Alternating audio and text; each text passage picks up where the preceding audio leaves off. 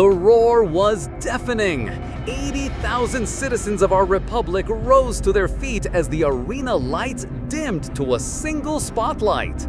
Tonight wasn't just another fight, this was mythology in motion, legends made flash. Steam rose from the heated floor of the Grand Colosseum as two figures emerged from opposite tunnels. The betting houses had gone silent.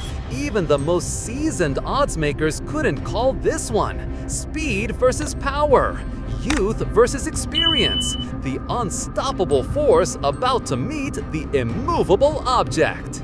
From the eastern tunnel came a shadow wrapped in black leather.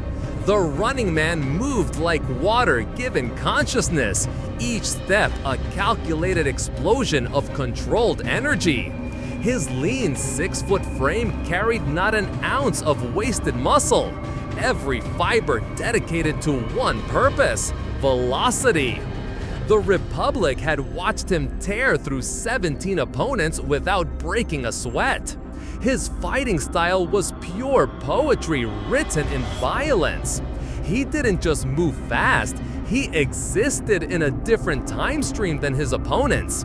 The Phantom Rush technique had become his signature, a 3-second combination that delivered 37 separate strikes before gravity could even register what happened. But speed came with a price. The running man needed space to operate, room to build the momentum that made him legendary. Corner him, slow him down, and his greatest weapon became his greatest vulnerability. Tonight, he faced someone who specialized in exactly that kind of tactical warfare. The Western Tunnel exploded with the sound of boots on steel. Chuck Norris didn't walk to the ring, he conquered the distance between tunnel and canvas. His orange gi, weathered by 1,000 battles, told stories of victories that had built his legend across our lands. At 58, Norris carried himself with the quiet confidence of a man who had never met a problem he couldn't solve with properly applied force. His karate mastery wasn't just technique, it was philosophy made manifest. Every stance, every breath, every micro movement served a purpose in his grand strategic vision.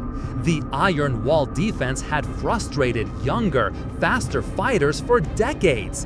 Norris didn't chase opponents, he let them come to him, then demonstrated why patience combined with perfect timing could overcome any advantage. His weakness, if you could call it that, was his reliance on traditional forms. Against unconventional fighters, his textbook approach sometimes created openings. Round 1 opens with a masterclass in opposing philosophies. The running man immediately began his circular pattern, building kinetic energy like a human cyclone. Norris planted himself dead center, rotating just enough to track his target, conserving energy for the moments that would matter. The first exchange came 30 seconds in. The running man's opening salvo, a blur of punches that seemed to come from everywhere at once, met Norris's defensive wall. The sound was like machine gun fire against steel plating. Neither man gave ground. Round 2 belonged to the speedster. He found his rhythm, landing quick combinations that peppered Norris's guard before dancing away. But veteran eyes in the crowd noticed something crucial.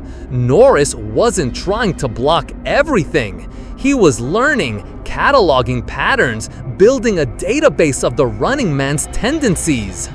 By round 3, Norris began implementing his master plan. Instead of remaining stationary, he started cutting angles, using footwork so subtle that casual observers missed it entirely.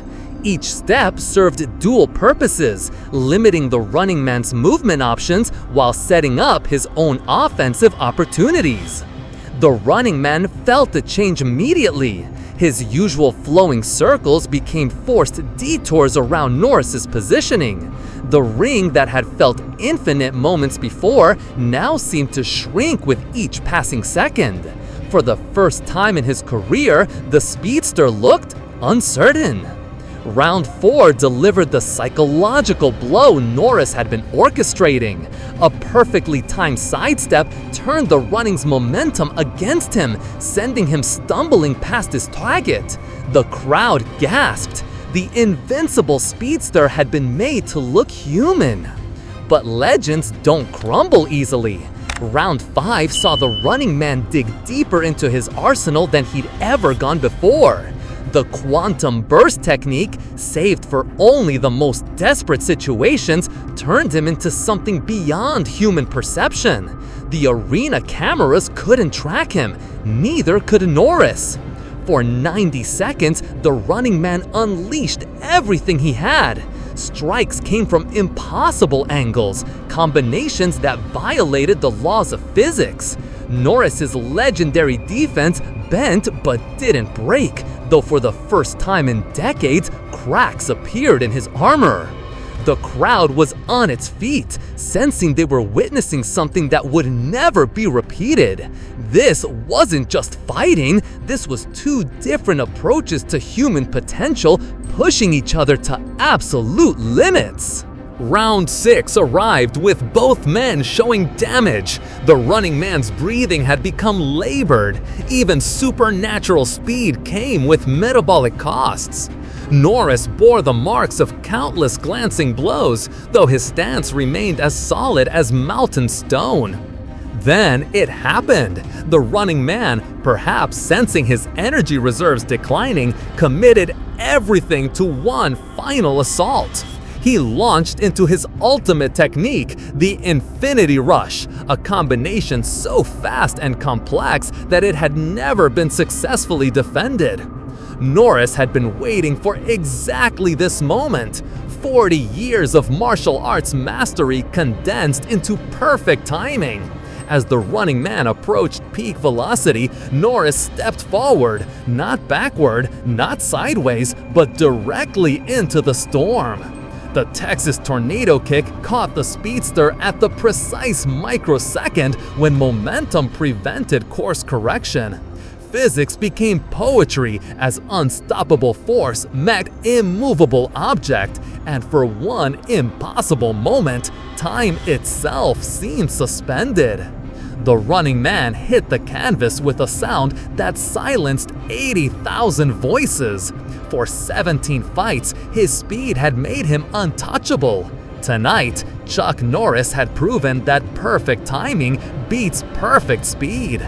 As the referee's count reached 10, Norris helped his fallen opponent to his feet. No words were exchanged, but the respect between warriors was unmistakable. The running man had pushed the legendary Texan further than anyone in decades. Norris has shown that experience and tactical brilliance could overcome any physical advantage. Chuck Norris won because he fought the perfect fight for his opponent. Instead of trying to match the running man's speed, he used patience, positioning, and perfect timing to create the one moment where technique could triumph over raw ability. He proved that in the highest levels of combat, the mind remains the ultimate weapon. The Republic had witnessed something extraordinary, not just a fight, but a collision between two different philosophies of what it means to be unstoppable.